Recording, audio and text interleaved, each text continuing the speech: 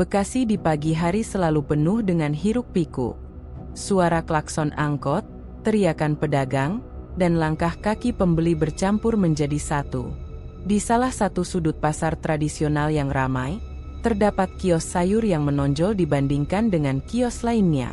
Kios itu milik Firman, seorang pria berusia 45 tahun yang dikenal sukses dan disegani para pedagang lain. Usahanya menjual sayuran tidak pernah sepi, bahkan ketika kios lain tampak lengang. Pagi itu, Yanto, pemuda berusia 25 tahun, resmi memulai hari pertamanya sebagai pekerja di kios Firman. Tubuhnya kurus, wajahnya sederhana, dengan semangat yang masih menyala. Ia datang dari kampung untuk mencari rezeki di kota, dan kesempatan bekerja di usaha Firman terasa seperti keberuntungan besar. Sambil membawa tas kecil berisi pakaian, ia menatap kios itu dengan rasa kagum sekaligus penasaran. "Selamat pagi, Pak Firman," sapa Yanto dengan sopan ketika melihat sang bos sedang mengatur tampilan sayuran di depan kios. Firman menoleh, senyumnya ramah, meski ada tatapan tajam yang sulit dijelaskan. "Pagi, Yanto. Mulai hari ini kamu bagian bongkar muatan dan jaga kios. Jangan takut kerja keras, di sini semua dibayar layak," ucapnya. Ucapan itu membuat Yanto semakin semangat. Ia langsung ikut mengangkat karung berisi sayuran segar dari mobil bak terbuka. Pagi itu, pembeli sudah mulai berdatangan. Ada ibu-ibu rumah tangga, pedagang kecil, hingga pemilik warung makan.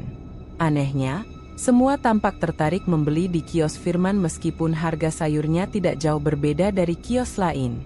Di sela kesibukan, Yanto sempat melihat seorang wanita parubaya datang membawa termos besar berisi minuman untuk Firman. Wanita itu adalah Yuli, istri Firman. Wajahnya ramah, senyumnya lembut, seolah tidak ada yang aneh dari kehidupan mereka. "Yanto ya? Selamat bergabung. Semoga betah kerja di sini," katanya sambil menyerahkan segelas teh hangat. Yanto membalas dengan canggung, "Terima kasih, Bu Yuli." Ada kesan hangat dalam sambutannya, membuat Yanto merasa diterima. Namun di balik keramahan itu, ada tatapan mata yang sulit dimengerti. Hari-hari pertama Yanto di kios berjalan padat. Ia belajar cara menata sayuran agar terlihat segar, bagaimana melayani pelanggan dengan cepat, hingga cara menghitung hasil penjualan. Firman selalu mengawasi dengan seksama, tapi jarang banyak bicara. Hanya sesekali memberi arahan dengan nada tegas. Namun, ada satu hal yang membuat Yanto heran.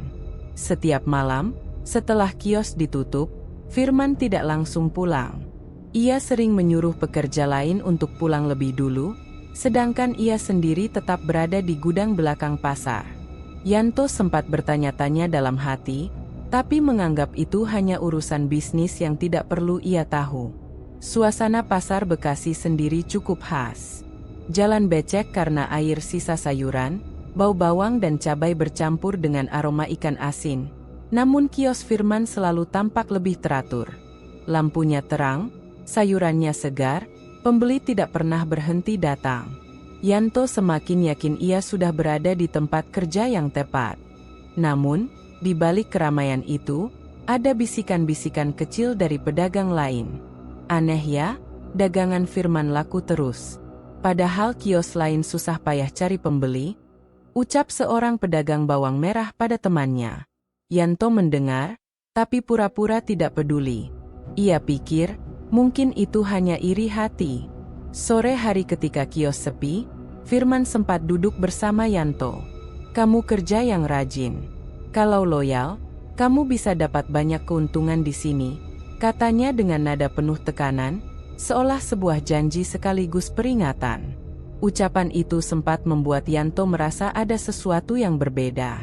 Bukan sekadar janji seorang bos pada pekerja baru, tapi seperti sebuah ikatan yang akan membawanya masuk ke dalam lingkaran tertentu. Malam itu, setelah kios tutup, Yanto memutuskan berjalan pulang lebih lambat. Dari kejauhan, ia sempat melihat Firman keluar dari gudang pasar dengan membawa sebuah kantong hitam besar. Gerak-geriknya tergesa, dan ia terus menoleh ke kanan-kiri seolah takut ketahuan. Yanto berusaha tidak berpikir buruk, tapi rasa penasaran mulai tumbuh. Setibanya di rumah kontrakan sederhana yang baru ia sewa, Yanto berbaring sambil merenung. Hidup di kota memang penuh misteri, pikirnya. Ia hanya ingin bekerja jujur dan menabung. Namun, bayangan sosok Firman dengan kantong hitam itu terus muncul di kepalanya. Di sisi lain, bayangan wajah Yuli yang ramah juga terlintas. Ada pertanyaan yang mengganggu. Apakah keramahan itu tulus, atau hanya cara untuk menjaga rahasia keluarga mereka? Yanto mencoba menepis pikiran aneh itu. Ah, mungkin cuma aku yang terlalu curiga, gumamnya sebelum akhirnya tertidur.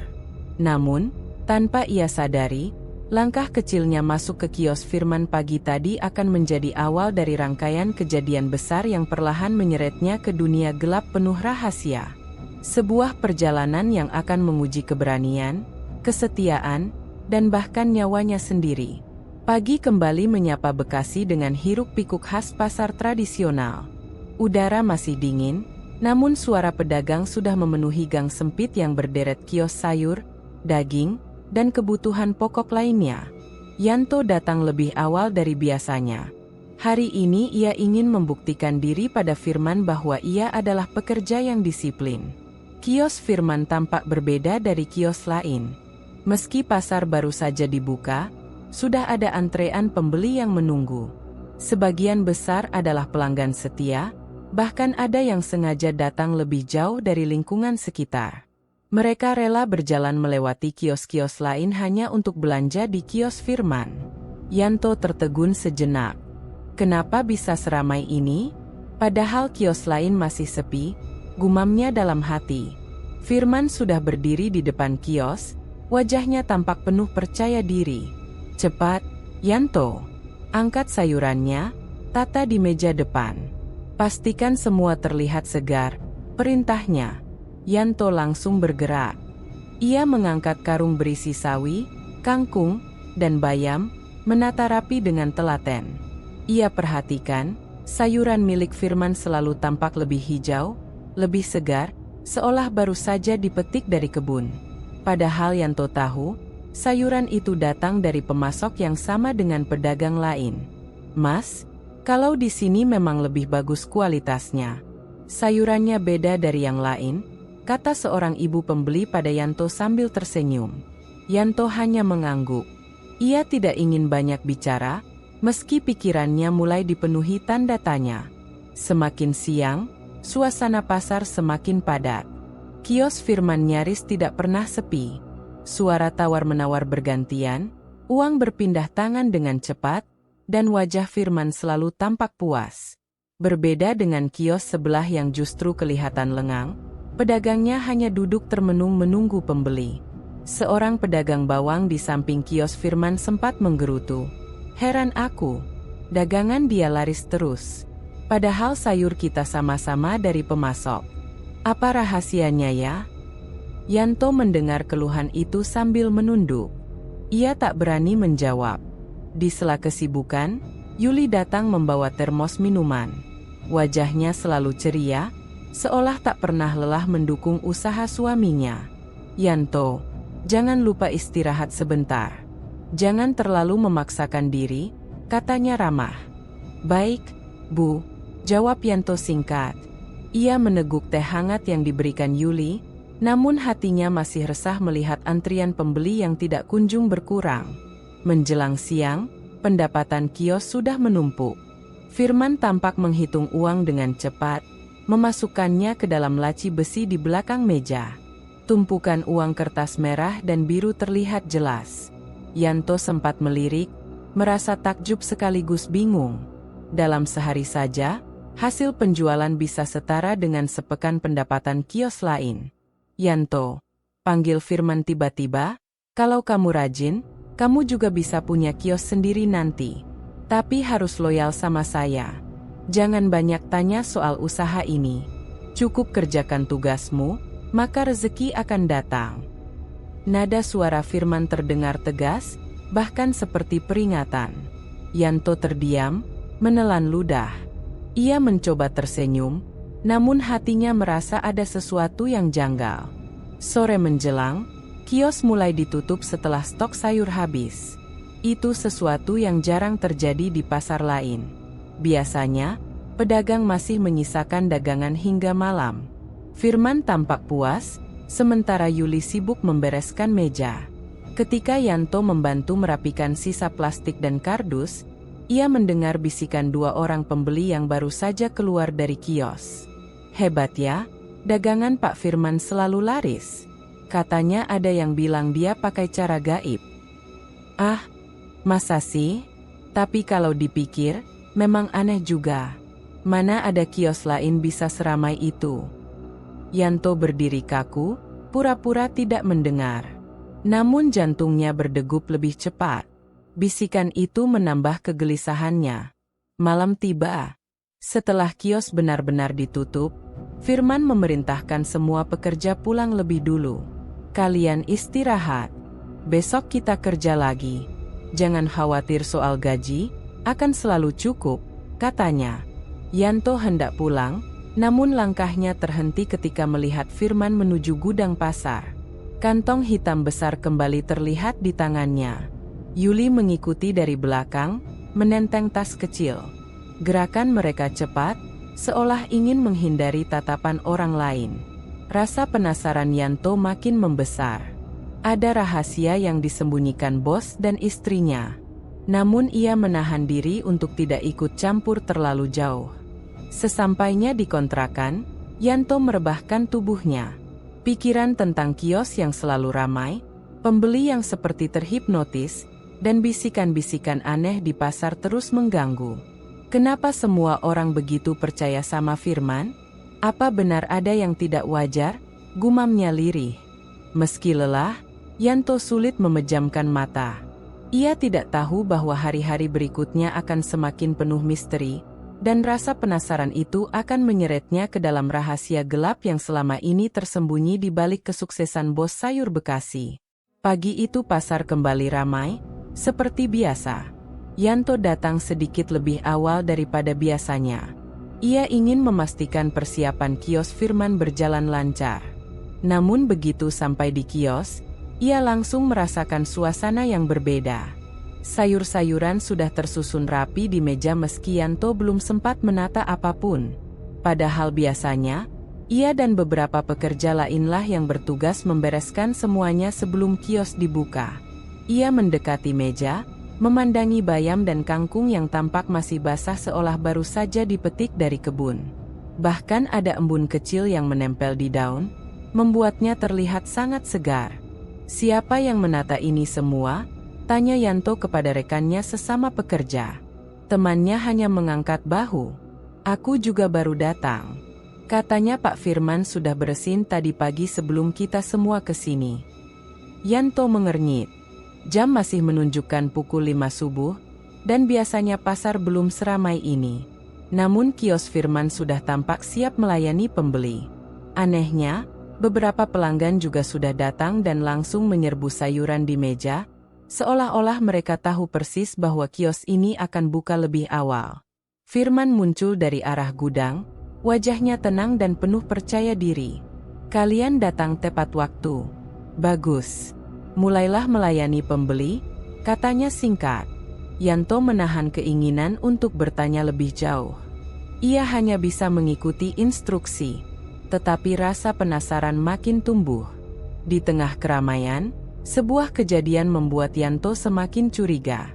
Seorang pedagang lain, yang berjualan tak jauh dari kios Firman, mendekat sambil menatap penuh iri.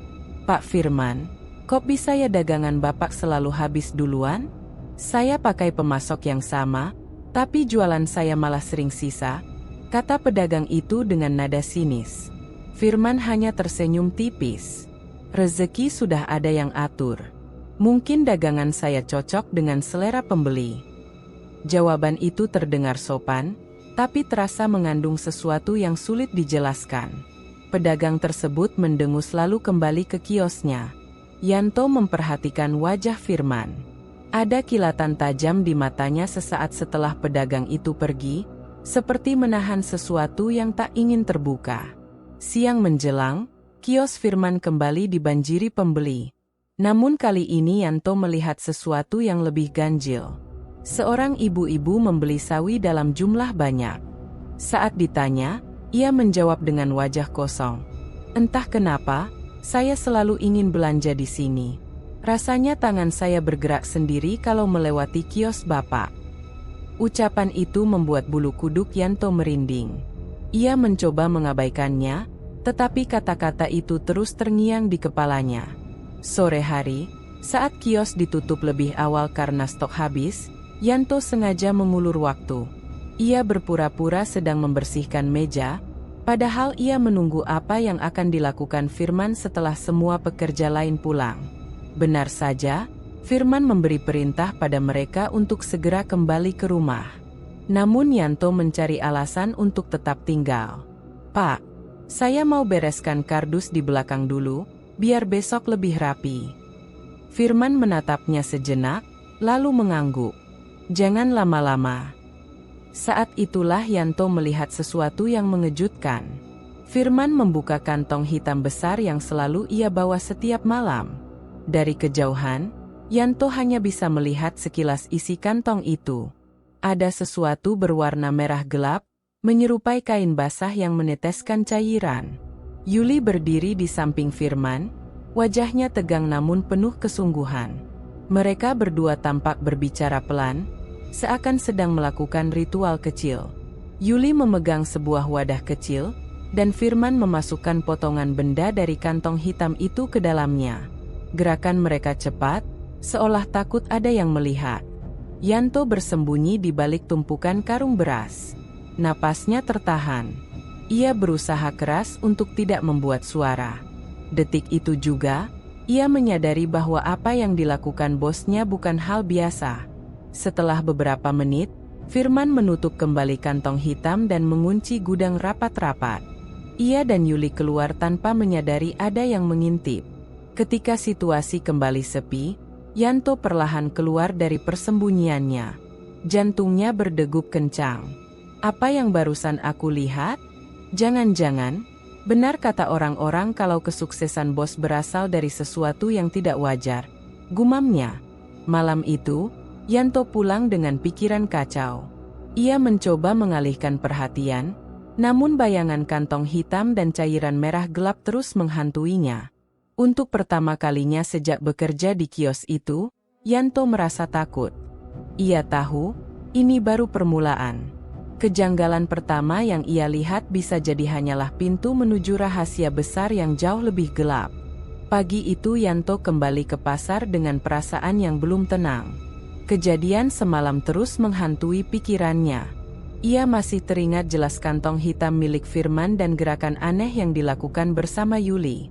Namun di depan para pekerja lain, ia harus tetap bersikap biasa.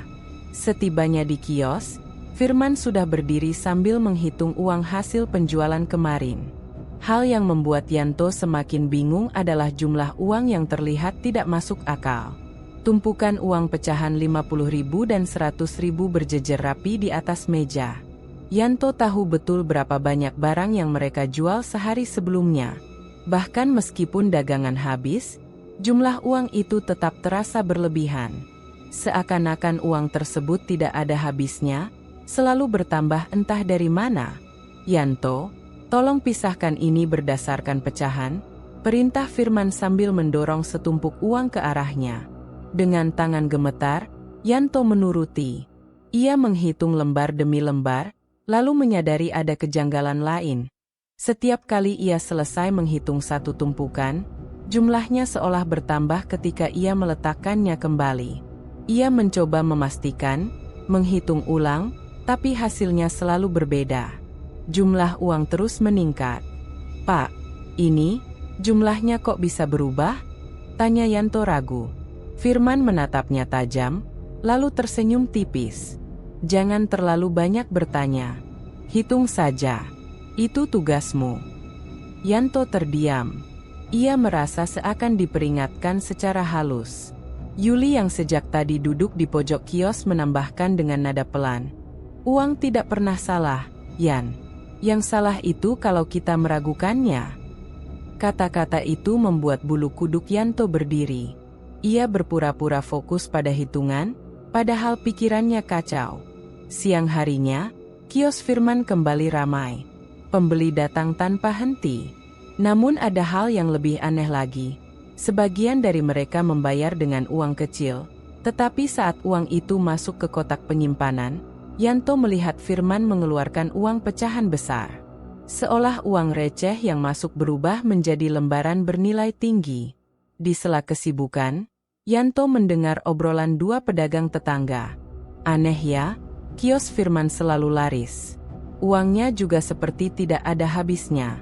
Katanya, meski rugi sekalipun, dia tetap untung. Ya, bahkan ada yang bilang dia nggak pernah setor ke pemasok, tapi dagangan selalu penuh. Gimana caranya? Obrolan itu membuat Yanto semakin yakin ada rahasia besar di balik kesuksesan bosnya.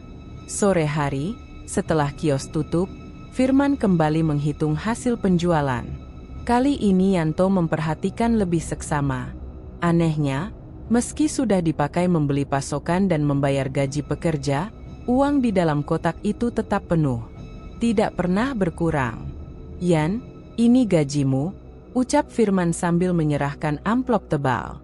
Yanto terkejut. Jumlahnya jauh lebih besar daripada biasanya. "Pak, ini terlalu banyak. Mungkin salah hitung." Firman menatapnya dalam-dalam. "Ambil saja. Anggap itu bonus karena kamu rajin." Yuli yang berdiri di samping hanya tersenyum misterius. "Kamu harus bersyukur, Yanto. Tidak semua orang bisa bekerja di tempat yang membawa rezeki sebesar ini." Yanto menerima amplop itu dengan tangan bergetar. Ia merasakan ada yang tidak beres, tapi ia juga tak bisa menolak. Malam itu, saat pulang, ia membuka amplop dan menghitung isinya. Benar-benar jumlah yang tidak masuk akal untuk pekerjaan kasar di kios sayur. Namun kegembiraan itu cepat tergantikan oleh rasa takut. Bagaimana bisa uang sebanyak ini muncul begitu saja? Dan apa yang sebenarnya dilakukan Firman sehingga uangnya tidak pernah habis? Malam semakin larut, Yanto duduk di kamar kos sederhana sambil menatap amplop di tangannya. Ia teringat kejadian semalam di gudang, kantong hitam, cairan merah, dan ritual aneh Firman bersama Yuli. Semua itu kini seakan terhubung dengan keanehan uang yang terus bertambah. Kalau benar ada sesuatu di balik semua ini, berarti aku sudah masuk terlalu jauh, gumamnya lirih. Namun sebelum ia sempat memikirkan lebih jauh, suara pesan masuk di ponselnya berbunyi. Dari nomor yang tidak dikenal, hanya ada satu kalimat pendek. "Jangan pernah bertanya tentang uang itu, kalau kamu ingin selamat." Yanto langsung merinding. Ia tahu, apapun yang sedang ia hadapi, jauh lebih berbahaya dari yang ia bayangkan. Dan ia tidak bisa lagi mundur begitu saja. Pagi itu suasana pasar Bekasi terasa lebih riuh dari biasanya. Terik matahari baru saja muncul, namun suara pedagang yang bersahutan, aroma sayur segar, dan hiruk-pikuk tawar-menawar sudah memenuhi udara. Yanto berjalan ke kios dengan kepala tertunduk. Pikiran tentang uang yang tidak pernah habis dan pesan misterius di ponselnya masih membekas kuat. Sesampainya di kios, Firman sudah lebih dulu berdiri dengan senyum percaya diri. Sementara Yuli duduk di bangku kecil, memantau dagangan sambil sesekali menatap Yanto seakan memastikan ia tidak berbuat macam-macam. Hari itu dagangan kembali laris manis. Sayuran yang ditata sejak subuh hampir habis dalam hitungan jam. Yanto melayani pembeli tanpa banyak bicara, namun telinganya menangkap bisikan-bisikan dari pedagang lain di sekitar kios. Lihat deh, kios Firman lagi-lagi diserbu pembeli." "Iya, padahal harga dia sama aja kayak kita. Aneh kan? Seolah orang-orang ketarik sendiri buat belanja di sana." Katanya ada sesuatu di balik kesuksesannya. Ada yang bilang, pesugihan. Kata terakhir itu membuat Yanto menghentikan tangannya sejenak. Ia menoleh cepat, namun pedagang yang berbisik langsung pura-pura sibuk menata dagangan. Yanto melanjutkan pekerjaannya, tapi kini rasa penasaran bercampur dengan rasa takut. Bisikan itu seperti menguatkan dugaan yang selama ini ia simpan sendiri. Ia ingin bertanya, namun ia tahu risikonya besar. Siang menjelang, Yanto sengaja keluar dari kios sebentar untuk membeli minum. Saat berjalan melewati lorong pasar, seorang pedagang tua memanggilnya pelan. "Yanto." Ia menoleh. Seorang lelaki tua penjual bawang menatapnya serius. "Hati-hati kamu kerja sama Firman. Banyak yang bilang dia bukan orang biasa." "Bukan orang biasa gimana maksudnya, Pak?" tanya Yanto, mencoba terdengar tenang. Si pedagang tua menghela napas. "Aku sudah lama di pasar ini. Dari dulu kios Firman gak pernah sepi, meski banyak kios baru bermunculan. Barangnya gak pernah kurang, uangnya gak pernah habis. Orang-orang bilang, dia pakai jalan yang tidak wajar untuk tetap kaya." Yanto merasakan tenggorokannya kering. "Pesugihan?" bisiknya, hampir tak terdengar. Si pedagang tua hanya menatap lama, lalu mengangguk pelan. "Kalau kamu pintar, jangan terlalu ikut campur. Banyak yang dulu dekat dengan dia, tapi entah kenapa tiba-tiba hilang, nggak jelas kabarnya." Ucapan itu menusuk hati Yanto. Ia teringat pesan singkat di ponselnya malam lalu. Ada benang merah yang mulai terbentuk, semakin jelas bahwa dirinya sedang berada di lingkaran berbahaya. Namun sebelum ia bisa bertanya lebih jauh, Firman tiba-tiba muncul dari arah kios. Senyumnya tetap hangat, tapi matanya menyimpan ketajaman yang membuat Yanto terdiam. "Yanto, ayo kembali. Banyak pembeli nungguin kamu," kata Firman dengan nada datar, namun tegas. Yanto menoleh ke pedagang tua itu, namun orang tersebut langsung berpura-pura sibuk mengikat bawang. Seakan-akan tidak pernah ada percakapan tadi. Sepanjang sore, Yanto tidak bisa fokus bekerja.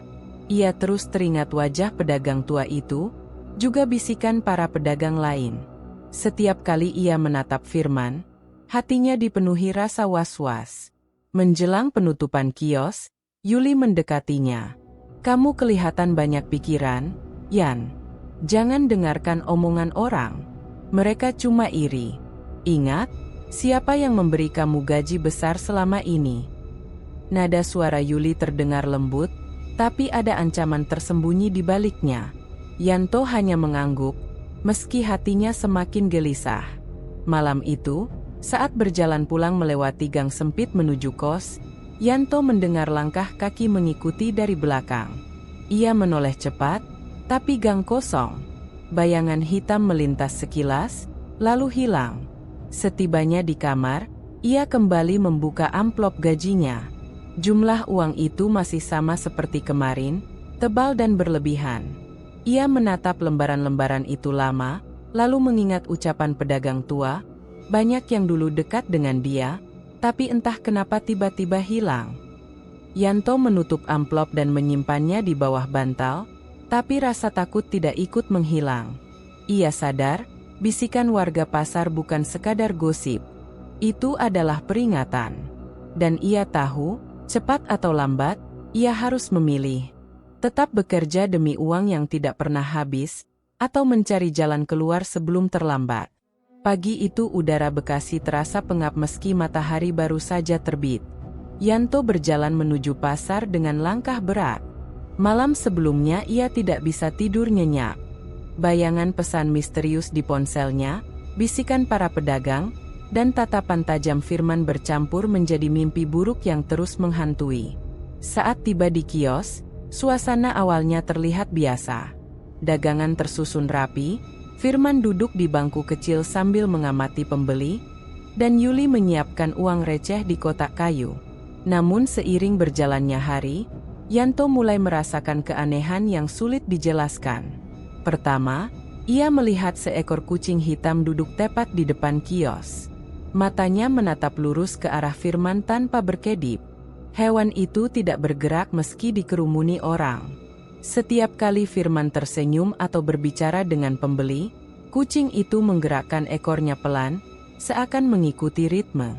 "Yan, ambilkan kantong plastik," perintah Firman tiba-tiba. Yanto segera menoleh, Tapi perhatiannya kembali terganggu oleh kucing itu. Saat ia melirik lagi, hewan tersebut sudah hilang, seakan menguap begitu saja di tengah keramaian pasar. Kejadian kedua terjadi menjelang siang. Seorang pembeli, seorang bapak paruh baya, membayar dengan uang lusuh. Yanto menerima lembaran itu, namun ketika ia menyerahkannya ke Firman untuk dimasukkan ke kotak, uang tersebut tiba-tiba tampak baru, seperti baru dicetak dari ban. Yanto hampir menjatuhkan barang di tangannya karena terkejut, tapi Firman hanya berkata singkat, "Jangan melamun. Fokus bekerja." Kejadian ketiga membuat Yanto benar-benar merinding. Saat sedang menata cabai di meja, ia merasa ada tangan dingin menyentuh bahunya. Ia menoleh cepat, tapi tidak ada siapapun. Pekerja lain sibuk melayani pembeli, Firman sedang berbicara dengan pelanggan, dan Yuli sedang mencatat sesuatu di buku. Tidak ada yang berdiri di belakangnya. "Ah, mungkin cuma salah perasaan," gumam Yanto, meski jantungnya berdetak kencang. Namun puncak keanehan terjadi sore hari, ketika kios hampir tutup. Seorang ibu-ibu yang menjadi pelanggan setia datang dengan wajah kosong. Ia membeli banyak sayuran, jauh lebih banyak dari biasanya. Sambil menyerahkan uang, ia berbisik pelan, "Saya nggak tahu kenapa selalu datang ke sini. Seperti ada yang memanggil saya setiap malam." Mendengar itu, Yanto tercekat. Kata-kata ibu itu sama persis dengan yang ia dengar beberapa hari lalu dari pembeli lain. Ia menoleh ke arah Firman, namun bosnya hanya menatap balik dengan senyum samar, seakan mengerti apa yang sedang dipikirkan Yanto. Saat kios benar-benar tutup, Yanto berpura-pura beres-beres lebih lama untuk mencari kesempatan mengamati Firman. Ia melihat Yuli menyapu lantai, lalu menaruh sisa sayuran ke dalam karung. Firman membuka kotak kayu berisi uang. Anehnya, meski mereka sudah berbelanja pasokan dan memberi gaji pekerja, isi kotak itu selalu penuh. Yanto menelan ludah. Ia mencoba melihat lebih jelas, namun tiba-tiba Firman memanggil, "Yan, sini sebentar." Dengan ragu, Yanto mendekat. Firman menatapnya dengan mata yang tajam, lalu berkata pelan, "Kamu sudah mulai mendengar macam-macam dari orang pasar, kan?" Pertanyaan itu membuat Yanto kaku di tempat. Ia ingin mengelak, tapi Firman melanjutkan, "Ingat, rezeki itu harus disyukuri, bukan dipertanyakan. Kalau kamu terus ikut penasaran, nanti malah jadi masalah buat dirimu sendiri." Nada suaranya tenang, tapi Yanto merasakan ancaman yang nyata di balik kalimat itu. Ia hanya mengangguk pelan, mencoba menyembunyikan rasa takutnya. Malam itu, setelah kios benar-benar sepi, Yanto berjalan pulang dengan langkah cepat. Namun di pertengahan jalan, ia kembali melihat kucing hitam yang sama. Hewan itu duduk di tepi jalan, menatapnya lurus dengan mata yang berkilat. Kali ini, Yanto yakin itu bukan kebetulan. Ia mempercepat langkah, tapi kucing itu tiba-tiba berlari ke arah gang gelap dan menghilang. Dari dalam gang, terdengar suara lirih seperti bisikan, menyebut namanya berulang kali. "Yanto, Yanto." Tubuh Yanto langsung gemetar. Ia berlari sekencang-kencangnya hingga sampai di kos dengan napas terengah. Begitu menutup pintu kamar, ia jatuh terduduk di lantai, masih diliputi rasa ngeri. Ia sadar, pertanda aneh ini bukan lagi kebetulan. Ada sesuatu yang mengikuti, mengawasi, bahkan mungkin sedang menunggu. Dan semua itu pasti ada hubungannya dengan Firman dan rahasia yang ia sembunyikan. Malam itu langit Bekasi tampak mendung, meski hujan tak kunjung turun. Udara terasa lebih dingin dari biasanya, menusuk hingga ke tulang. Yanto duduk di kamar kosnya, gelisah. Bayangan kucing hitam, bisikan dari gang gelap, dan tatapan Firman terus menghantui pikirannya. Ia tahu, ada sesuatu yang tidak wajar yang dilakukan bosnya di balik kesuksesan usaha sayur itu. Sekitar pukul 11 malam, Yanto tak sengaja melihat pesan singkat dari salah satu rekan kerjanya yang pulang lebih larut dari kios. Pesan itu singkat, namun cukup membuat bulu kuduknya berdiri. Kalau kamu penasaran sama rahasia bos, coba saja intip gudang belakang tengah malam. Tapi hati-hati, jangan sampai ketahuan.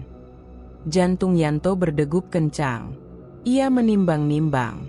Akalnya berkata jangan, tapi rasa penasaran menekan lebih keras. Akhirnya, ia memberanikan diri keluar kos dan berjalan pelan menuju pasar. Pasar yang biasanya riuh kini sunyi. Lorong-lorong kosong hanya diterangi lampu redup, sebagian bahkan padam. Suara anjing menggonggong dari kejauhan menambah suasana mencekam. Yanto melangkah hati-hati, memastikan tak ada yang mengikuti. Saat tiba di dekat kios Firman, ia bersembunyi di balik tumpukan peti kayu. Dari situ ia bisa melihat gudang kecil di belakang kios. Lampu di dalam gudang menyala samar, dan terdengar suara lirih seperti orang merapalkan doa atau mantra. Perlahan, Yanto mengintip melalui celah papan. Pandangan matanya langsung membeku. Di dalam gudang, Firman dan Yuli duduk bersila di lantai. Di depan mereka ada sebuah baskom besar berisi air yang berkilau aneh, seolah bercampur dengan cairan merah. Firman memegang sebilah keris kecil, sementara Yuli menggenggam sesuatu yang tampak seperti potongan kain berlumur darah. Asap dari kemenyan mengepul memenuhi ruangan, membuat udara tampak kabur. Suara Firman terdengar dalam, berat, dan berulang-ulang memanggil sesuatu yang tidak terlihat. Datanglah, penuhi janji, terimalah persembahan kami. Yanto merasakan tubuhnya gemetar hebat. Napasnya tertahan, namun ia tak sanggup mengalihkan pandangan. Semakin lama, suasana di dalam gudang terasa semakin menyesakkan. Bayangan hitam samar tampak melintas di dinding, bergerak seolah punya nyawa sendiri. Yuli kemudian menaruh kain berlumuran darah itu ke dalam baskom. Cairan di dalamnya bergolak, memercik ke lantai, menimbulkan bau anyir yang menusuk hidung. Firman menundukkan kepala, lalu menancapkan keris ke lantai tepat di depan baskom. Sekejap, suara-suara aneh terdengar. Seperti bisikan, tangisan, dan tawa yang bercampur jadi satu. Yanto hampir berteriak, namun ia segera menutup mulut dengan tangannya sendiri. Dengan ini, biar dagangan selalu laris, uang tak pernah habis, dan kekayaan bertambah, ucap Firman dengan suara mantap. Yuli menimpali, kami sudah memberikan bagian kami. Jangan ambil lebih dari yang dijanjikan. Saat itu, Yanto melihat sesuatu yang membuat darahnya berdesir. Dari permukaan air di baskom, muncul bayangan wajah menyeramkan dengan mata merah menyala. Wajah itu menatap Firman dan Yuli, lalu seakan-akan tersenyum. Tubuh Yanto kaku. Ia ingin lari, tapi kakinya tak bisa digerakkan. Hanya matanya yang terus memandangi ritual mengerikan itu. Beberapa menit kemudian, Firman menutup ritual dengan membakar kertas berisi tulisan yang tak Yanto pahami. Asap semakin tebal, hingga cahaya di gudang redup. Ketika ritual selesai, Firman menghela napas panjang, lalu menatap Yuli. Besok dagangan pasti habis lagi. Rezeki kita aman, katanya pelan. Yuli mengangguk. Namun wajahnya tidak sepenuhnya lega. Ada ketegangan yang masih tersisa di matanya. Firman lalu menutup baskom dengan kain hitam, memadamkan kemenyan, dan menyimpan keris di kotak kayu. Mereka berdua keluar dari gudang dengan wajah datar, seakan-akan tidak pernah terjadi apa-apa.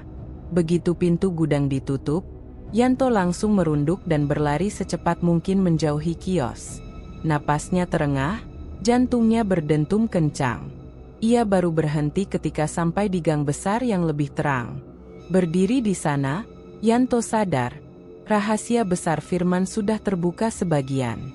Kesuksesan itu bukan datang dari kerja keras semata, melainkan dari sebuah ikatan gelap yang menuntut harga. Dan entah kenapa, perasaan Yanto berkata, suatu hari, dirinya mungkin akan menjadi bagian dari harga yang harus dibayar. Malam setelah Yanto tanpa sengaja menyaksikan ritual di gudang, ia tidak bisa tidur. Setiap kali memejamkan mata, wajah hitam dengan mata menyala merah yang muncul dari baskom itu kembali membayang. Bayangan suara mantra firman dan tangisan samar masih terngiang di telinganya. Ia tahu, dirinya sudah terlalu jauh terlibat. Keesokan paginya, pasar kembali ramai seperti biasa. Para pembeli berdesakan, pedagang lain berteriak menawarkan dagangan, dan kios Firman tetap menjadi pusat perhatian karena sayurnya selalu laris. Firman terlihat tenang, seperti biasa, sibuk mengatur uang hasil penjualan. Namun ada sesuatu yang berbeda dengan Yuli. Yanto memperhatikan dengan seksama. Wajah Yuli pucat, matanya sembab seperti habis menangis semalaman. Meski ia tetap membantu melayani pembeli, ada sesekali Yuli kehilangan fokus, tatapannya kosong. Yanto menangkap kesan seolah wanita itu menyimpan beban yang sangat berat. Siang menjelang sore, ketika pasar mulai sepi, Yuli menghampiri Yanto yang sedang membereskan peti sayur. Suaranya pelan, seakan takut didengar orang lain. "Yanto, nanti malam, kamu bisa temani saya sebentar." Yanto terkejut. Ia mencoba menyembunyikan rasa curiga. "Temani? Bu, maksudnya kemana?" Yuli menunduk, lalu menatap tajam dengan mata berkaca-kaca. "Ke rumah. Ada sesuatu yang harus kamu tahu. Tapi jangan bilang ke Pak Firman. Tolong jaga ini, ya." Permintaan itu membuat Yanto semakin gelisah. Kenapa Yuli ingin merahasiakan sesuatu dari suaminya sendiri? Apa hubungannya dengan ritual semalam? Meski ragu, Yanto mengangguk. Ia merasa ini kesempatan untuk mengetahui lebih dalam rahasia yang selama ini tersembunyi. Malam pun tiba. Yanto berjalan menuju rumah Firman yang terletak tidak jauh dari pasar. Rumah itu tampak besar dan mewah dibanding rumah-rumah lain di sekitarnya, kontras dengan kondisi lingkungan. Pintu pagar terbuka sedikit, seakan sudah menunggu tamu. Yuli menyambutnya dengan wajah lelah.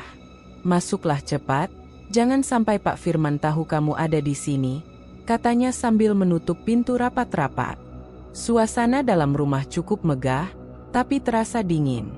Foto keluarga Firman dan Yuli tergantung di dinding, namun semua foto tampak agak pudar, seperti kehilangan warna aslinya. Ada aroma menyan samar, meski tidak sekuat bau dari gudang kemarin. Yuli duduk di ruang tamu, tangannya bergetar ketika menggenggam cangkir teh. Ia memulai pembicaraan dengan suara parau. "Yanto, mungkin kamu sudah melihat sesuatu yang tidak seharusnya kamu lihat. Saya bisa menebak dari cara kamu menatap Pak Firman tadi pagi. Kamu pasti tahu, bukan, apa yang kami lakukan semalam?" Yanto menahan napas. Ia tidak berani langsung menjawab, takut salah langkah. Tapi Yuli melanjutkan tanpa menunggu jawaban. "Firman sudah lama terikat dengan pesugihan. Itu bukan keputusan sepenuhnya darinya. Saya ikut menyerahkan diri sejak awal. Semua ini dimulai saat usaha kami hampir bangkrut bertahun-tahun lalu." Suara Yuli bergetar, matanya berkaca-kaca. "Saya yang pertama kali membujuk Firman untuk mencari jalan pintas. Waktu itu saya takut kehilangan segalanya, rumah, usaha, bahkan kehidupan kami. Saya kira hanya butuh sekali, tapi ternyata, itu ikatan yang tidak bisa diputus. Setiap bulan ada syarat, setiap tahun ada tuntutan. Dan semakin lama, bayaran yang diminta semakin besar." Yanto merasa tenggorokannya kering. "Bayaran? Maksud ibu, tumbal?" Yuli menutup wajah dengan kedua tangannya, lalu mengangguk pelan. "Ya, manusia. Awalnya hanya hewan. Tapi semakin banyak rezeki, semakin tinggi yang diminta. Saya kira bisa dihentikan, tapi tidak. Setiap kali saya mencoba menolak, ada ancaman. Saya sudah melihat sendiri bagaimana nyawa orang hilang tiba-tiba karena Firman melanggar janji. Itu mengerikan, Yanto." Yanto membeku. Sekarang semua potongan puzzle mulai tersambung. Suksesnya Firman bukan hanya hasil kerja keras, melainkan hasil dari ikatan gelap yang menuntut korban. "Tapi kenapa ibu cerita ini ke saya?" tanya Yanto, suaranya serak. Yuli menatapnya dengan tatapan serius, penuh ketakutan. Karena saya tahu Firman sedang mencari pengganti. Ia sudah berjanji akan memberikan tumbal baru. Dan saya takut, kali ini giliran kamu. Kata-kata itu menusuk seperti pisau ke dada Yanto.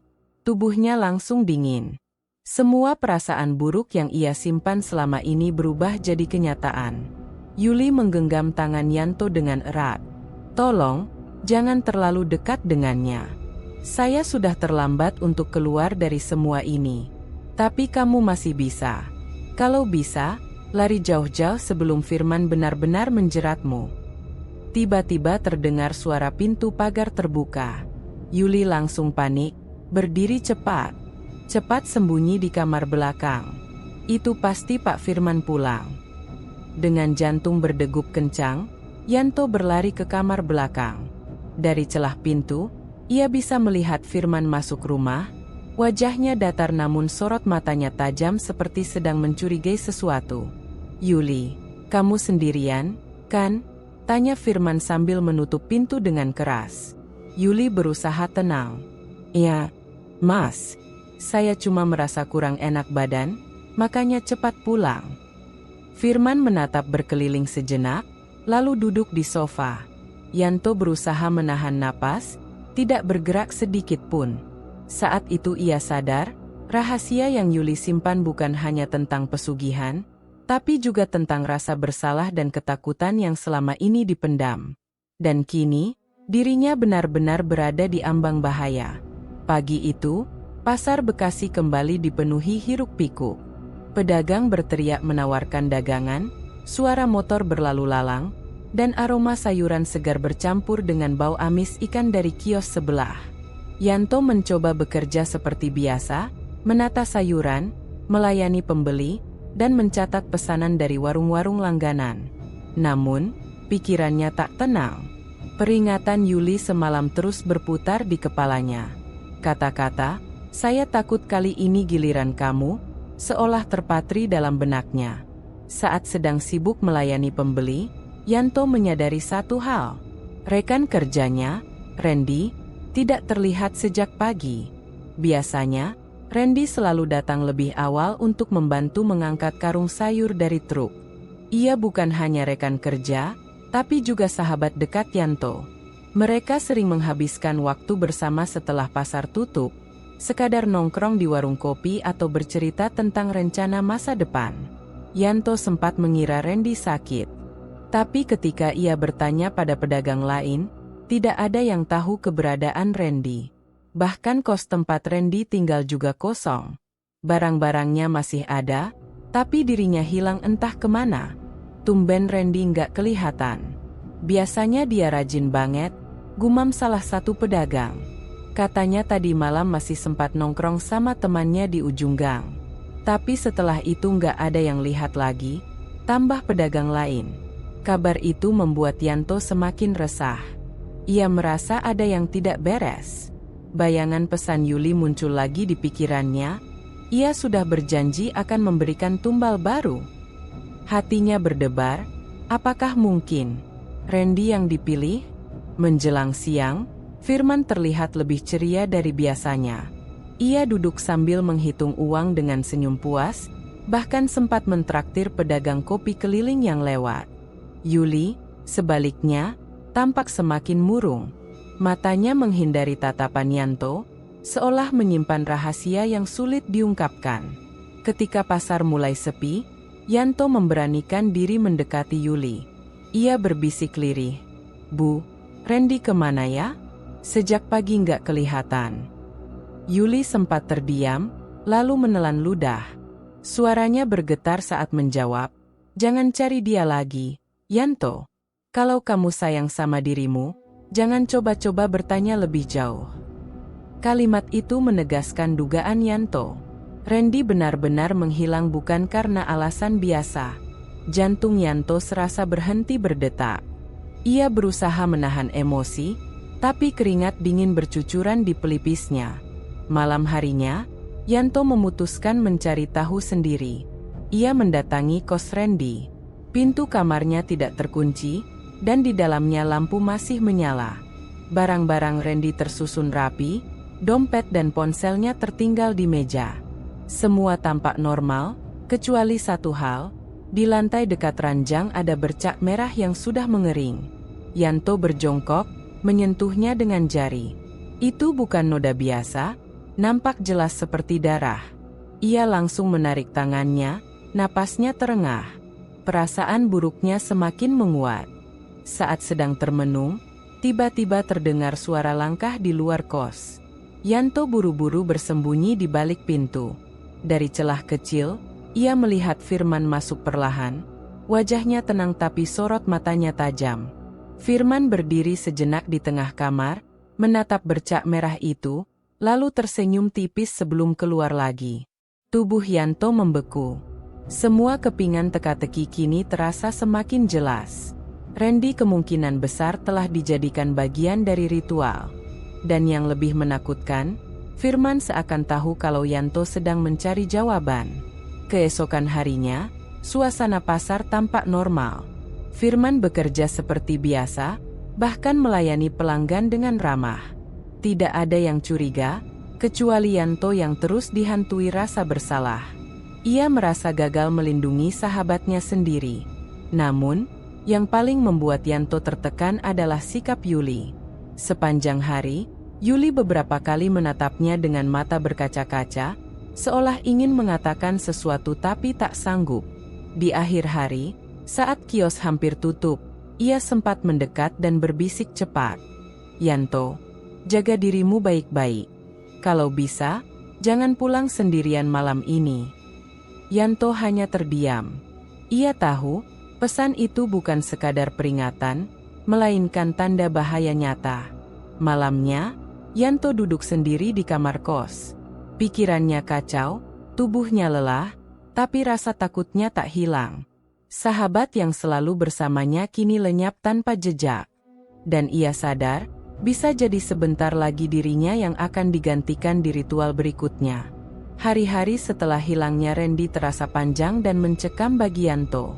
Setiap kali ia datang ke pasar, suasana ramai dan penuh kehidupan seakan menjadi topeng yang menutupi rahasia kelam di balik kios sayur Firman.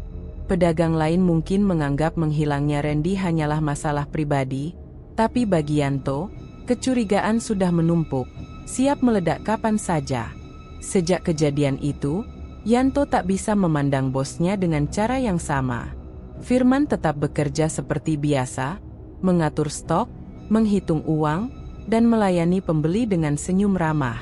Namun bagi Yanto, setiap senyuman itu menyimpan kebohongan.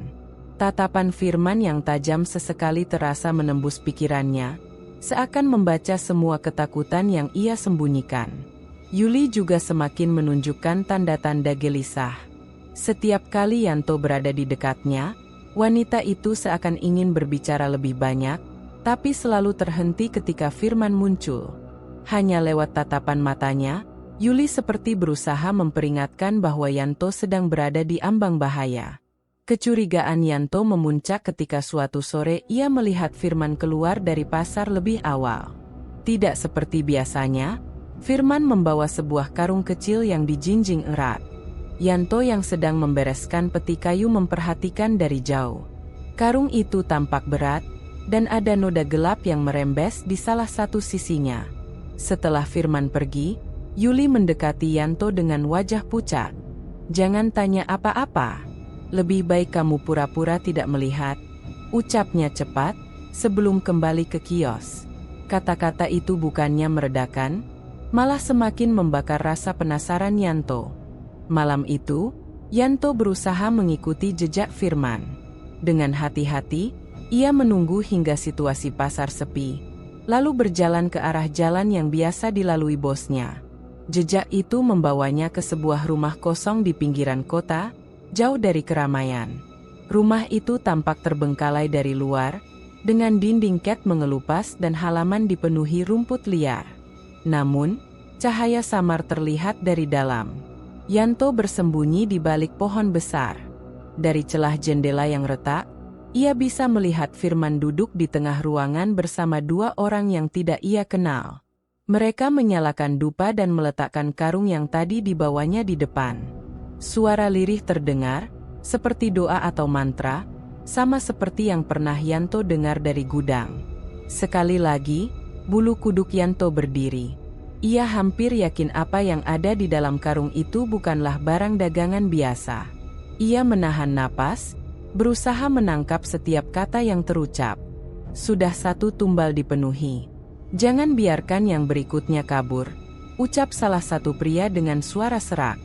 Firman mengangguk. Tenang. Semuanya sudah dalam kendali. Tak ada yang berani melawan. Kata-kata itu membuat Yanto nyaris roboh. Ia tahu, mereka sedang membicarakan korban. Dan jika Randy sudah dijadikan tumbal, siapa lagi yang akan menyusul? Saat Yanto berusaha mendekat lebih jauh, tanpa sengaja kakinya menginjak ranting kering. Suara patahannya cukup keras. Firman langsung menoleh ke arah jendela, matanya menyipit curiga. Yanto buru-buru berlari menjauh, menembus gelap malam tanpa menoleh lagi. Ia baru berhenti ketika tiba di kos, tubuhnya gemetar hebat. Kecurigaan yang selama ini ia simpan kini meledak menjadi kepastian. Firman memang benar-benar terlibat dalam ritual pesugihan, dan menghilangnya Randy bukan kebetulan. Keesokan paginya, Yanto mencoba bersikap normal. Ia tetap datang ke kios, melayani pembeli, dan bercakap seadanya dengan pedagang lain. Tapi di balik sikapnya yang tenang, pikirannya dipenuhi rasa takut. Setiap gerak-gerik Firman kini terasa mengawasi. Bahkan saat Firman hanya memanggil namanya untuk mengangkat sayur, Yanto merasa seperti dipanggil ke ruang penghakiman. Di sela-sela aktivitas pasar, Yuli kembali mendekatinya. Suaranya bergetar, hampir seperti bisikan. Kamu sudah tahu terlalu banyak, Yanto. Saya bisa lihat itu dari wajahmu. Hati-hati, semakin kamu penasaran, semakin kamu dekat dengan akhir yang buruk. Ucapan itu membuat hati Yanto semakin diliputi dilema. Ia tahu dirinya harus segera memutuskan. Tetap bertahan demi pekerjaan, atau mencari jalan keluar sebelum terlambat. Namun satu hal pasti, kecurigaannya terhadap Firman sudah mencapai puncak. Tidak ada lagi ruang untuk menganggap semua ini hanya kebetulan. Di penghujung hari, Yanto berdiri menatap kios sayur yang kembali ditutup rapi. Semua tampak normal dari luar, tapi ia tahu, di balik pintu dan senyum ramah itu, ada rahasia gelap yang bisa menelan siapa saja. Dan kini, giliran dirinya mungkin sudah semakin dekat. Malam di Bekasi terasa lebih sunyi dari biasanya. Angin berhembus dingin melewati ganggang sempit, membawa aroma pasar yang tersisa. Yanto duduk di kamar kosnya, menatap kosong ke arah langit-langit. Bayangan hilangnya Randy, ritual di gudang, pertemuan rahasia di rumah tua, semuanya bercampur jadi satu, membuat kepalanya nyaris pecah. Ia sadar, semua yang ia ketahui hanya mengarah pada satu kesimpulan. Firman dan Yuli sedang menunggu saat yang tepat untuk memilih tumbal berikutnya. Sejak itu, Yanto semakin waspada. Setiap langkahnya ia jaga, setiap tatapan Firman ia hindari, tapi perasaan terancam tak pernah benar-benar hilang. Bahkan saat bekerja di kios, ia merasa seolah-olah ada mata yang terus mengintainya, menunggu kelemahannya. Pagi itu, pasar tampak lebih ramai dari biasanya. Hari libur membuat banyak pembeli berdatangan. Firman sibuk mengatur karyawan lain, suaranya lantang dan berwibawa. Yanto memperhatikan dari jauh, mencoba mengamati detail kecil. Firman terlihat lebih bersemangat, bahkan sesekali tersenyum lebar, berbeda dengan hari-hari sebelumnya. Di sisi lain, Yuli tampak semakin pucat. Ia beberapa kali salah menghitung kembalian, matanya sembab, seakan tak tidur semalaman. Saat Firman sedang sibuk, Yuli mendekati Yanto dan berbisik cepat. Waktunya sudah dekat. Kamu harus hati-hati. Tumbal berikutnya sedang dicari. Kata-kata itu membuat darah Yanto seolah berhenti mengalir. Ia menatap Yuli, mencari penjelasan lebih jauh, tapi wanita itu langsung menghindar, kembali melayani pembeli. Seakan-akan ucapannya barusan hanyalah angin lalu.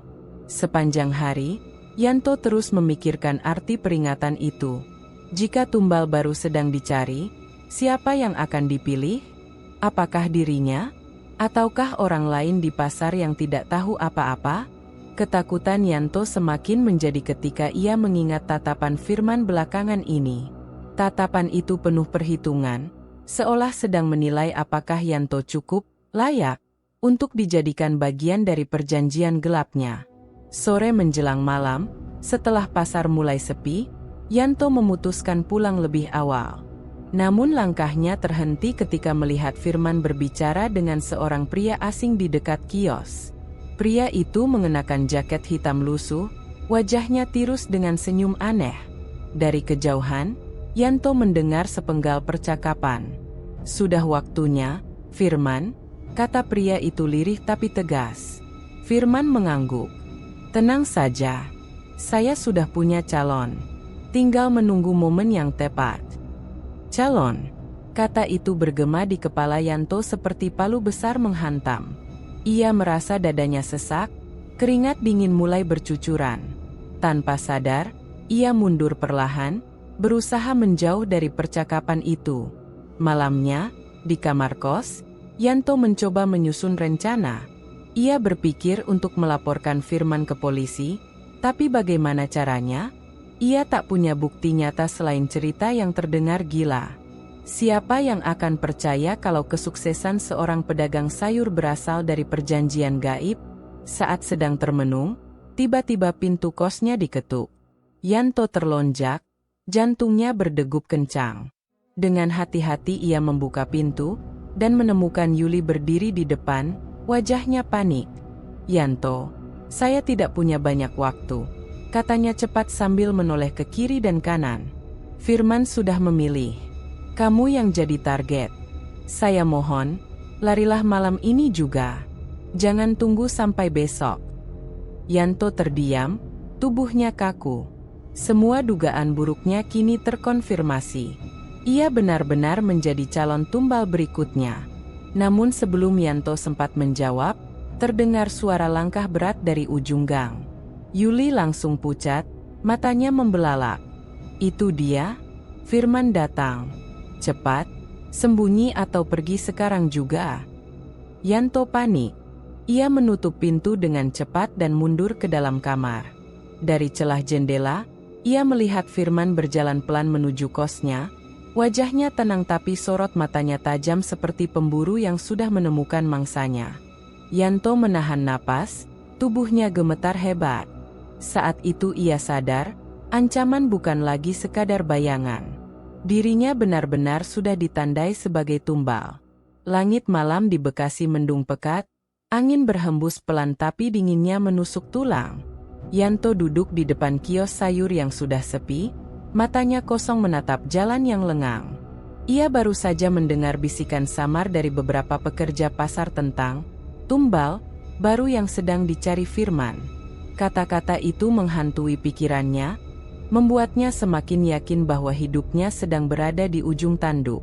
Di dalam kios, Firman dan Yuli sedang berbincang lirih.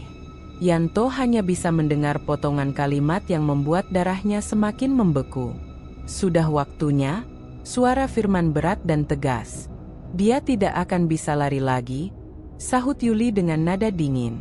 Yanto mencoba menenangkan diri, tapi firasat buruk terus menekan dadanya.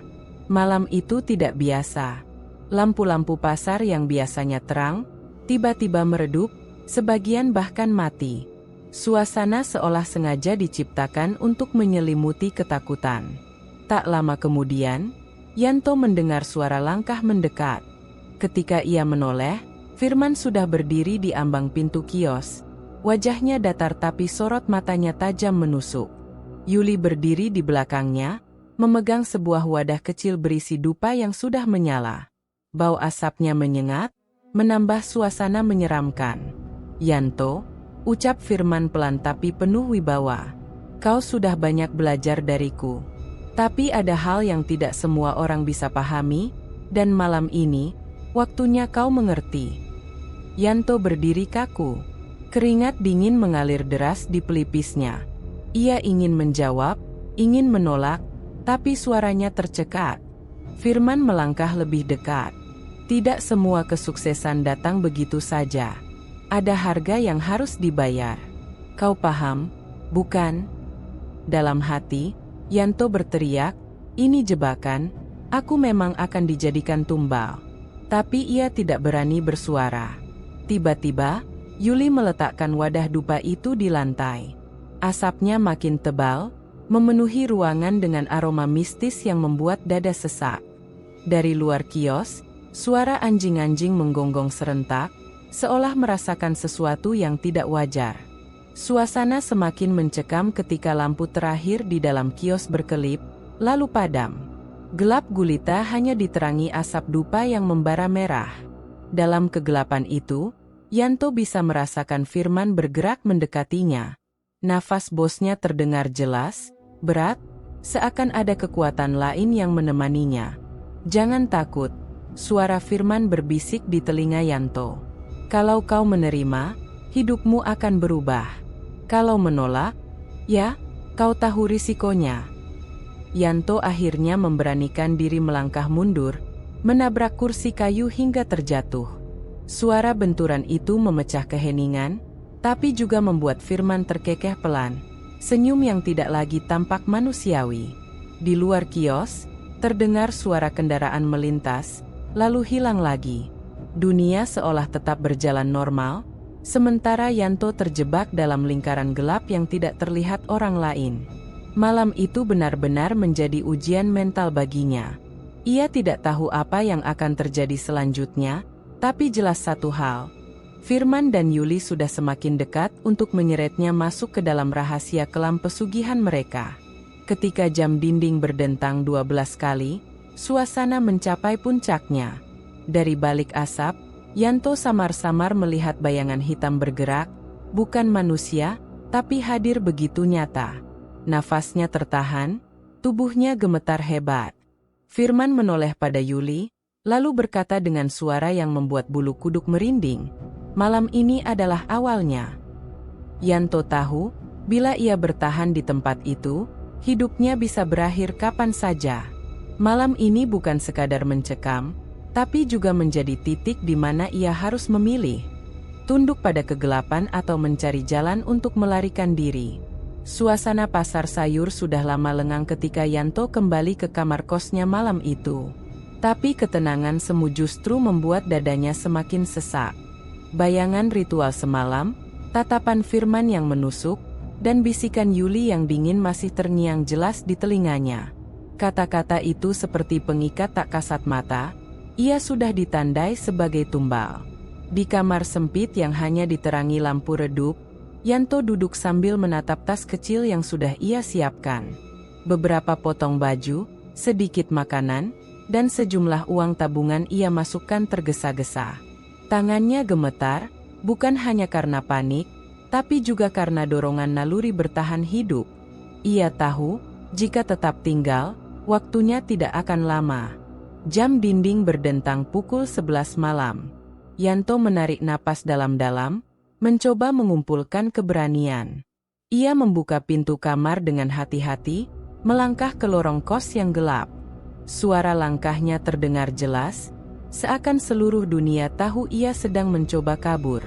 Saat hampir sampai di ujung lorong, bulu kuduknya meremang. Dari arah jalan, sosok Firman tampak berdiri tegak. Wajahnya tak menunjukkan ekspresi, hanya tatapan mata tajam yang membuat darah Yanto membeku. Refleks, Yanto berbalik, lari menuju jalan lain yang lebih sempit. Tas di punggungnya berguncang, napasnya tersengal. Gang demi gang ia lalui, tapi perasaan dikejar tidak pernah hilang. Seperti ada bayangan hitam yang selalu menempel di belakangnya. Suara langkah Firman terdengar berat, namun anehnya jaraknya tidak pernah jauh, meski Yanto sudah berlari sekuat tenaga. Sesekali ia menoleh, dan setiap kali itu pula ia melihat siluet sang bos, tetap ada, tetap mengikuti. Seakan jarak tidak berlaku untuknya. Dalam kepanikan, Yanto berlari ke arah jalan besar. Sayangnya, malam itu jalan begitu sepi. Tidak ada kendaraan yang bisa ia hentikan. Nafasnya semakin memburu, tubuhnya hampir kehabisan tenaga. Di pinggir jalan, Ia melihat sebuah musola kecil yang pintunya terbuka. Tanpa pikir panjang, Yanto masuk, lalu bersembunyi di pojok ruang gelap. Ia berjongkok, menutup mulut dengan tangan agar tidak terdengar suara napasnya. Beberapa detik kemudian, suara langkah berat terdengar mendekat. Dari celah pintu, Yanto bisa melihat Firman berdiri di bawah cahaya lampu jalan. Sorot matanya lurus menatap ke arah musola. Senyum tipis mengembang di wajahnya, senyum yang membuat tubuh Yanto kaku ketakutan. "Lari saja kalau kau mau, Yanto." Suara Firman terdengar lirih tapi jelas, seperti bisikan yang langsung masuk ke telinga. "Tapi ingat, tidak ada yang bisa lari dari janji. Cepat atau lambat, kau tetap akan jadi milik kami." Setelah mengucapkan itu, Firman berbalik dan berjalan menjauh, bayangannya hilang di telan gelap. Namun kata-katanya terus bergema di kepala Yanto, membuat jantungnya berdebar semakin keras. Yanto menunggu sampai benar-benar yakin suasana aman, baru ia keluar dari musola dengan langkah tergesa. Ia berjalan kaki menuju terminal, meski tubuhnya lelah dan pikirannya kacau. Satu-satunya harapan hanyalah meninggalkan Bekasi secepat mungkin, sebelum Firman kembali. Fajar menyingsing ketika Yanto tiba di terminal. Ia duduk di bangku panjang, tas kecilnya erat dipelukan. Matanya sembab, tubuhnya gemetar, tapi tekadnya bulat. Ia harus bertahan hidup. Namun, jauh di lubuk hati, ia tahu perburuan ini belum berakhir. Firman tidak akan pernah melepaskannya begitu saja. Fajar di terminal Bekasi tidak membawa ketenangan bagi Yanto. Matahari baru saja muncul, tapi tubuhnya masih terasa lelah, matanya berat karena semalaman tidak tidur. Ia duduk di bangku panjang, memeluk tas kecil seakan itu satu-satunya pegangan hidupnya.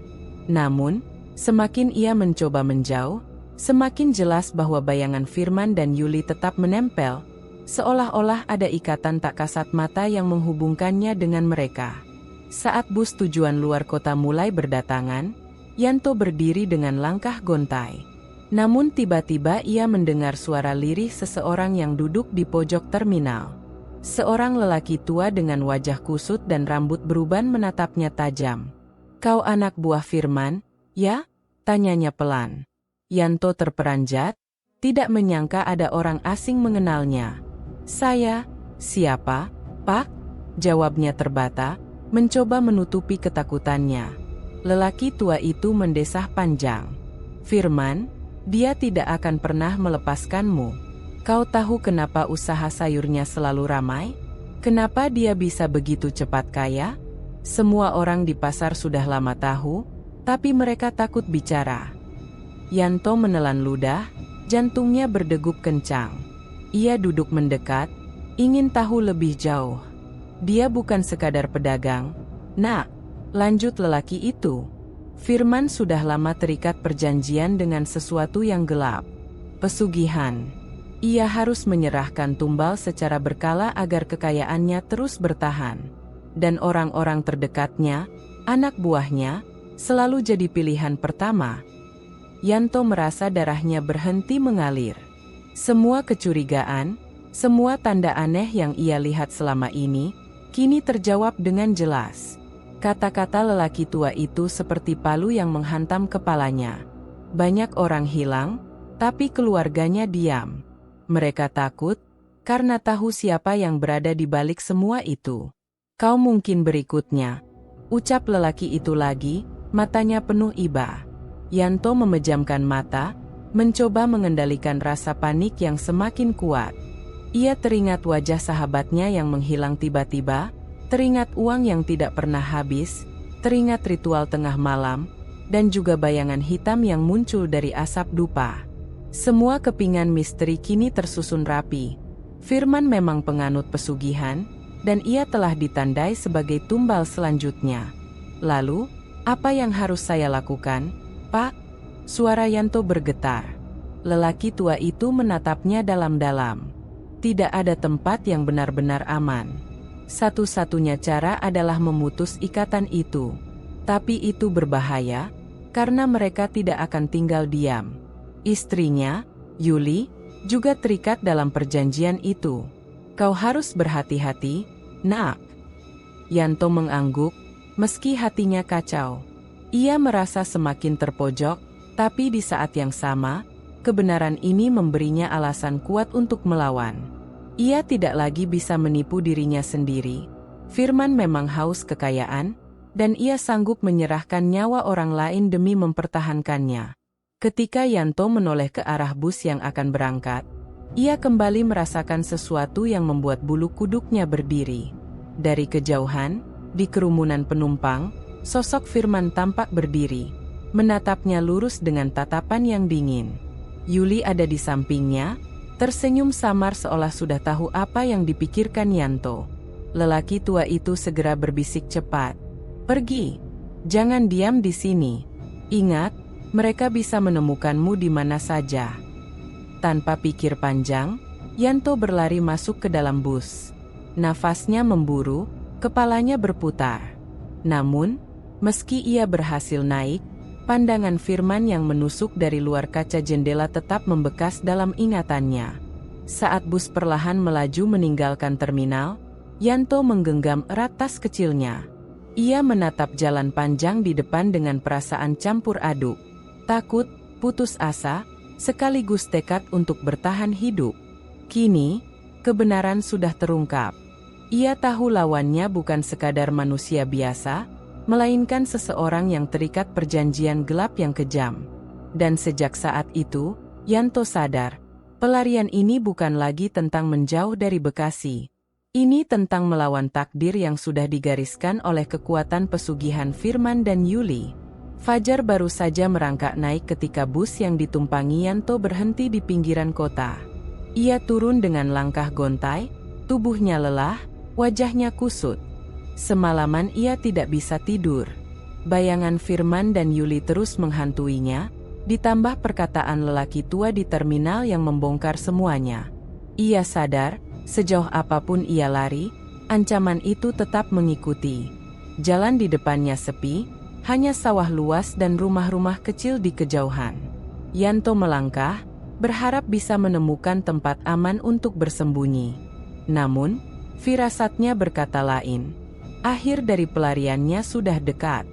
Di sebuah jembatan kecil yang melintasi sungai, Yanto berhenti. Nafasnya berat, kakinya gemetar. Saat ia mencoba menenangkan diri, suara langkah berat terdengar mendekat dari arah belakang. Perlahan ia menoleh, dan benar saja, Firman berdiri di ujung jembatan, bersama Yuli yang memegang wadah kecil berisi dupa menyala. Berakhir di sini, Yanto, kata Firman dengan suara datar, tapi penuh wibawa. Kau sudah mencoba lari, tapi tidak ada yang bisa lepas dari perjanjian ini. Yuli menambahkan dengan nada dingin, kau hanyalah satu dari sekian banyak. Terimalah nasibmu. Yanto mundur selangkah, tubuhnya gemetar hebat. Kenapa saya? Kenapa harus saya? Teriaknya putus asa. Firman tersenyum tipis. Karena kau dekat. Karena kau percaya. Karena tumbal harus rela atau tidak rela, itu tak penting. Yang penting adalah pengorbanan. Asap dupa mulai menebal, angin berputar membawa aroma menyengat yang membuat dada sesak. Di antara asap itu, bayangan hitam muncul lagi, kali ini lebih jelas daripada sebelumnya. Bentuknya menyerupai makhluk besar dengan mata merah menyala, menatap Yanto dengan lapar. Yanto berteriak, melangkah mundur sampai punggungnya menyentuh pagar jembatan. Sungai di bawahnya berarus deras, siap menelan apa saja yang jatuh. Jantungnya berpacu, pilihan di depannya hanya dua, menyerah pada Firman atau melawan sampai akhir. Dengan sisa keberanian, Yanto berteriak lantang, saya tidak akan jadi tumbal kalian. Ia meraih batu besar di dekat kakinya, lalu melemparkannya ke arah dupa Yuli. Wadah itu terbalik, asapnya padam seketika. Makhluk hitam itu meraung keras, suaranya memekakkan telinga. Firman dan Yuli terperanjat, wajah mereka berubah tegang. Namun, hanya sekejap. Firman segera melangkah maju, sorot matanya marah. Berani kau melawan? Ia meraih lengan Yanto dengan kekuatan luar biasa. Yanto berusaha melepaskan diri, tapi cengkeraman itu terlalu kuat. Mereka bergulat di atas jembatan sempit, tubuh keduanya terombang-ambing berbahaya. Yuli berteriak panik, mencoba menyalakan dupa lagi, namun angin kencang meniupnya hingga padam. Dalam perebutan itu, kaki Yanto terpeleset. Dengan sisa tenaga, ia mendorong Firman sekuat-kuatnya. Tubuh Firman oleng, lalu terjatuh ke sungai deras di bawah. Suara teriakannya menggema, lalu hilang ditelan arus. Yuli menjerit histeris, wajahnya pucat. Ia berlari ke tepi jembatan, tapi Firman sudah tidak terlihat. Hanya riak air yang bergolak, lalu kembali tenang. Yuli jatuh berlutut, tangisnya bercampur amarah, lalu menatap Yanto dengan mata penuh kebencian. Kau sudah menghancurkan segalanya. Namun sebelum ia bisa berbuat lebih, bayangan hitam tadi muncul lagi, kali ini mengarah ke Yuli. Makhluk itu meraung, lalu menerkamnya. Jeritan Yuli terdengar panjang sebelum tubuhnya lenyap dalam asap gelap, meninggalkan udara hening dan sunyi. Yanto terduduk lemas di lantai jembatan, tubuhnya bergetar, matanya kosong. Ia selamat, tapi harga yang dibayar begitu mahal. Firman dan Yuli binasa oleh kekuatan yang mereka sembah sendiri, dan ia menjadi saksi hidup dari pesugihan yang menelan banyak nyawa.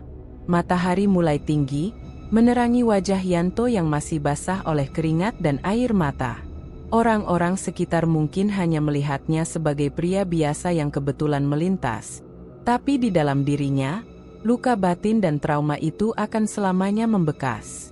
Yanto tahu, meski Firman dan Yuli sudah tiada, jejak gelap pesugihan tidak benar-benar hilang.